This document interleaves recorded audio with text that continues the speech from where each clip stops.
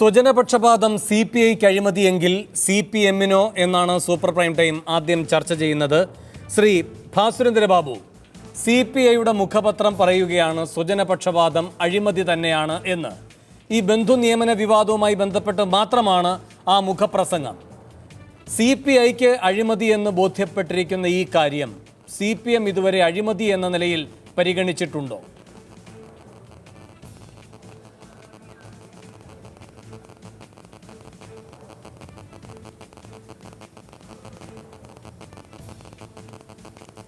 അല്ലാതെ അഴിമതിയാണോ അല്ലയോ എന്നത്, സത്യത്തിൽ അഴിമതിയുടെ പരിധിയിലേക്ക് അത് വരുന്നോ ഇല്ലയോ എന്നത് വിജിലൻസ് നിയമോപദേശം തേടിക്കൊണ്ട് അന്വേഷിക്കുന്നു എന്നാണ് നമുക്കറിയാൻ കഴിയുന്ന ഒരു വിവരം. അതാകട്ടെ പ്രതിപക്ഷ നേതാവ് കൊടുത്ത ഒരു ആക്ഷേപത്തിൻ്റെ അടിസ്ഥാനത്തിലാണ് താനും. അത് പരിശോധനയിലിരിക്കുന്നൊരു കാര്യമാണ്. പക്ഷേ CPIക്ക് ഈ സ്വജനപക്ഷപാതം അഴിമതി തന്നെയാണെന്ന് വിലയിരുത്താവുന്നതാണ്. മുൻപ് ഈ ലോകായുക്തയുടെ നിയമങ്ങൾ രൂപീകരിക്കുന്ന സമയത്ത് 2011 തോന്നുന്നു, CPM തന്നെ ഇത്തരം സ്വജനപക്ഷപാതത്തെ അഴിമതിയായി വ്യാഖ്യാനിക്കേണ്ടതുണ്ട്, അതിനുള്ള നിയമനിർമ്മാണം നടത്തേണ്ടതുണ്ട് എന്ന നിലപാടെടുത്തിരുന്നു പോളിറ്റ് ബ്യൂറോ തന്നെ. പക്ഷേ അതേ സംബന്ധിച്ച് നിയമങ്ങൾ അങ്ങനെ നിർമ്മിക്കപ്പെട്ടിട്ടില്ല.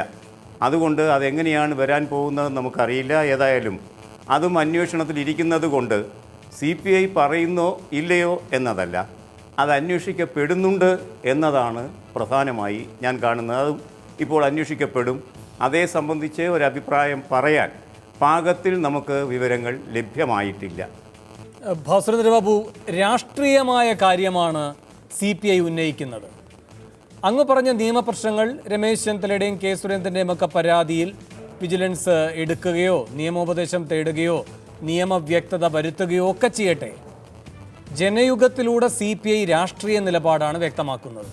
അങ്ങ് തന്നെ സൂചിപ്പിക്കുന്നത് പോലെ ഇനിയും ഉണ്ടായിട്ടില്ലാത്ത ലോക്പാൽ നിയമത്തിൻ്റെ കാര്യത്തിൽ CPM സ്വീകരിച്ചതും രാഷ്ട്രീയമായ നിലപാടാണ്. അങ്ങനെ വരുമ്പോൾ രണ്ടുപേരും ഈ കാര്യത്തിൽ സ്വജനപക്ഷപാതം അഴിമതിയാണ് എന്ന് രണ്ട് സന്ദർഭങ്ങളിൽ രാഷ്ട്രീയമായ നിലപാടെടുത്തിരിക്കെ ഇവിടെ ഈ കാര്യത്തിൽ ഏകാഭിപ്രായം തന്നെയാണ്. ഇവിടെ സ്വജനപക്ഷപാതം സ്വന്തം പാളയത്തിൽ നിന്ന് തന്നെ അഴിമതി എന്ന രൂപത്തിൽ വന്നിരിക്കുന്നു എന്ന് മുന്നണിക്ക് തീരുമാനമെടുക്കാമല്ലോ, പാർട്ടിക്ക് തീരുമാനമെടുക്കാമല്ലോ, അല്ലേ?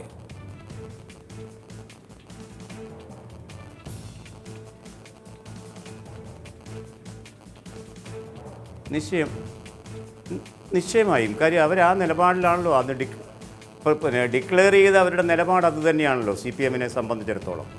അതുകൊണ്ട് തന്നെയാണ് ഗൗരവതരമായൊരു പ്രശ്നമാണ് ഇതെന്നും അതേ സംബന്ധിച്ച് ഗൗരവതരമായ പരിഗണനയും പരിശോധനയും ആവശ്യമാണ് എന്നും ഈ മന്ത്രിസഭയുടെ കസ്റ്റോഡിയനായിരിക്കുന്ന മുഖ്യമന്ത്രി പിണറായി വിജയൻ തന്നെ തുറന്നു പറഞ്ഞിരിക്കുന്നു. ഒന്ന്, എല്ലാ നിയമനങ്ങളെ സംബന്ധിച്ചും അന്വേഷണങ്ങൾ ഉണ്ടാകും, പരിശോധന ഉണ്ടാകുമെന്ന് പാർട്ടിയുടെ സംസ്ഥാന സെക്രട്ടറി കോടിയേരി ബാലകൃഷ്ണനും പറഞ്ഞിരിക്കുന്നു. അങ്ങനെ വരുമ്പോൾ ആ കാര്യത്തിൽ അഴിമതിയോ അല്ലെങ്കിൽ അഴിമതി എന്ന നിലയ്ക്ക് വിശദീകരിക്കാൻ കഴിയുന്നതോ ആയ യാതൊരു പാപക്കറയും ഞങ്ങളുടെ മേൽ പാടില്ല എന്ന നിലയ്ക്കുള്ളൊരു നിലപാടിൻ്റെ പ്രഖ്യാപനം കൂടിയാണിത്.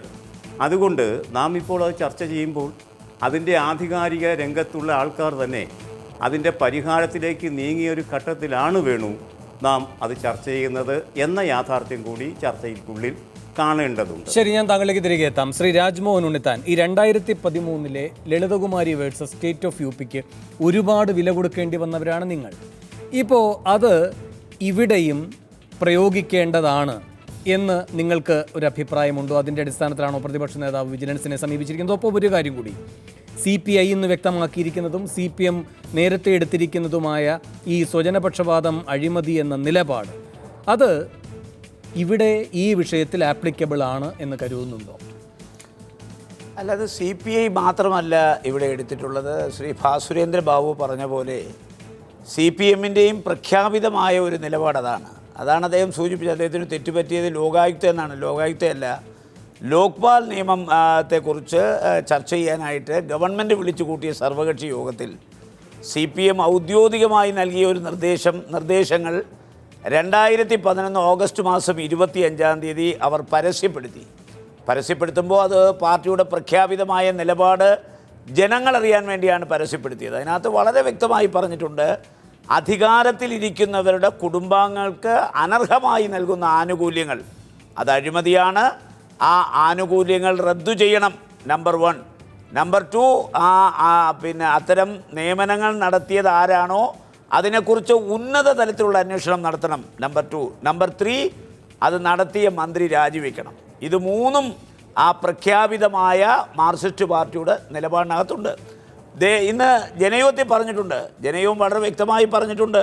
കഴിഞ്ഞ കുറേ ദിവസങ്ങളായി ചർച്ചയിൽ പങ്കെടുക്കുന്നവർ കഴിഞ്ഞ ഗവൺമെൻറ്റിലെ അഴിമതിയെക്കുറിച്ചും അവർ നേരിടുന്ന നടപടികളെക്കുറിച്ച് ചർച്ച ചെയ്ത് തങ്ങളുടെ അഴിമതി ജനങ്ങളിൽ നിന്ന് മറച്ചുവെക്കാൻ നടത്തിക്കൊണ്ടിരിക്കുന്ന ഹീനമായ നീക്കങ്ങൾ ഇടതുപക്ഷ ജനാധിപത്യ മുന്നണിയുടെ മുഖം വികൃതമാക്കാനല്ലാതെ ഒരിക്കലും അത് നന്നാക്കാൻ സഹായിക്കില്ല.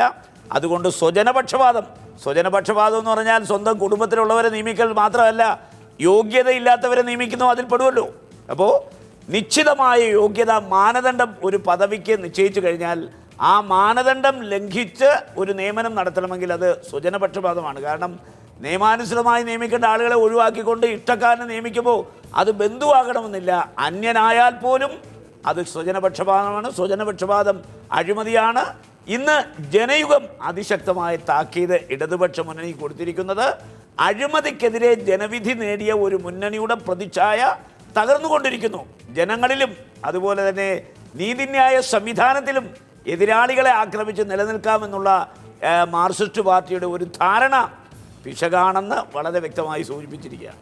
ഡോക്ടർ ആസാദ്, സ്വജനപക്ഷപാതം അഴിമതിയാണെന്ന് CPM-ഉം CPI-യും 2 സന്ദർഭങ്ങളിൽ വ്യക്തമാക്കുന്നു എങ്കിൽ ആ സ്വജനപക്ഷപാതം കാട്ടിയ ആൾ അഴിമതിക്കാരൻ എന്ന നിർവചനത്തിൽ വരില്ലേ? എന്ന് വെച്ചാൽ EP ജയരാജനും PK ശ്രീമതിയുമൊക്കെ അഴിമതിക്കാർ എന്ന നിലയിൽ പാർട്ടി വിലയിരുത്താനും സമ്മതിക്കാനും തയ്യാറാകുമോ എന്ന വലിയ ചോദ്യം മുന്നിലേക്ക് വരികയല്ലേ?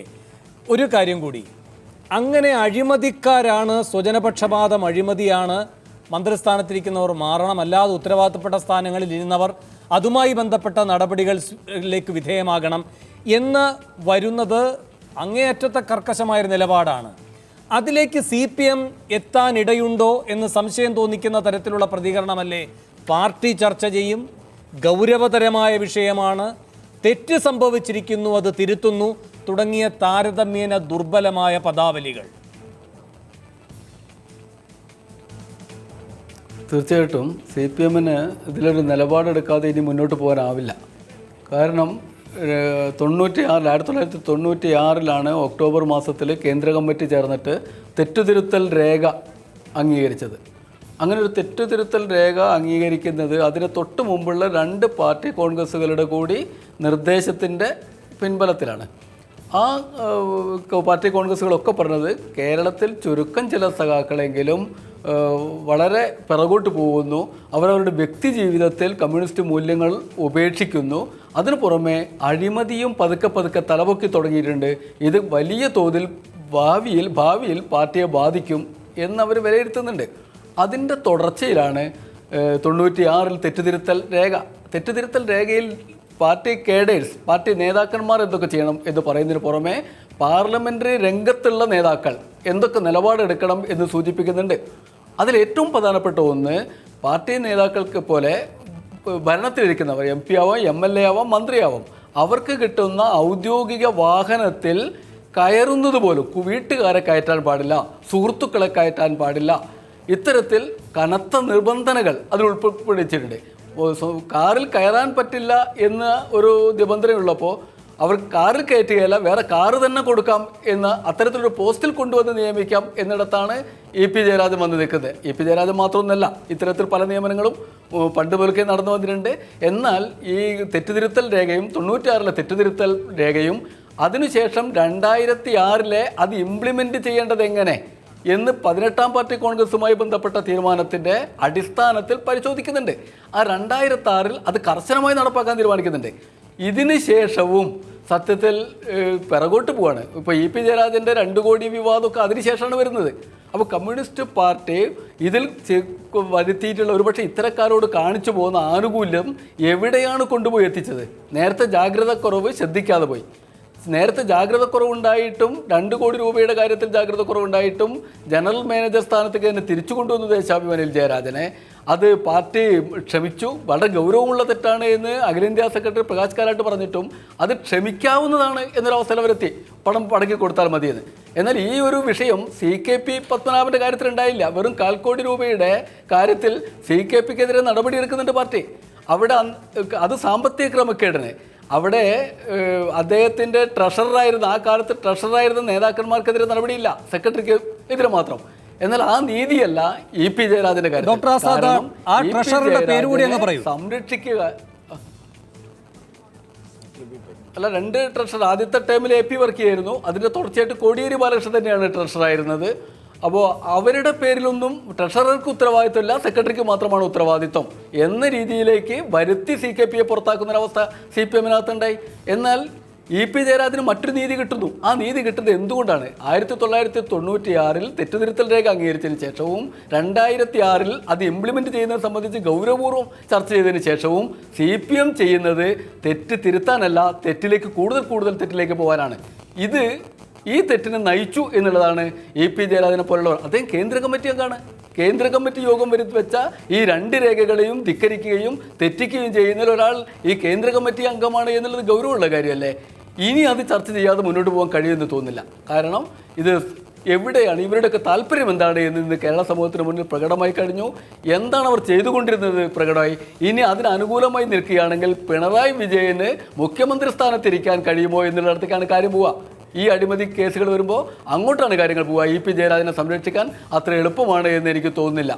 ശ്രീ KM ഷാജഹാൻ, ഡോക്ടർ ആസാദ് ചൂണ്ടിക്കാട്ടിയതുപോലെ EP ജയരാജൻ ഇതിന് പല മുൻപുള്ള സന്ദർഭങ്ങളിലും ഇതുപോലെ തന്നെ വീഴ്ച വരുത്തിയിട്ടുണ്ട്. ഓരോ ഘട്ടങ്ങളിലും ഒന്നുകിൽ ചുമതലയിൽ നിന്ന് ഒഴിവാക്കി നിർത്തുക, അതും താൽക്കാലികമായി, അല്ലെങ്കിൽ ബന്ധപ്പെട്ടവർ അതിൽ നിന്ന് അകലം പാലിക്കുക.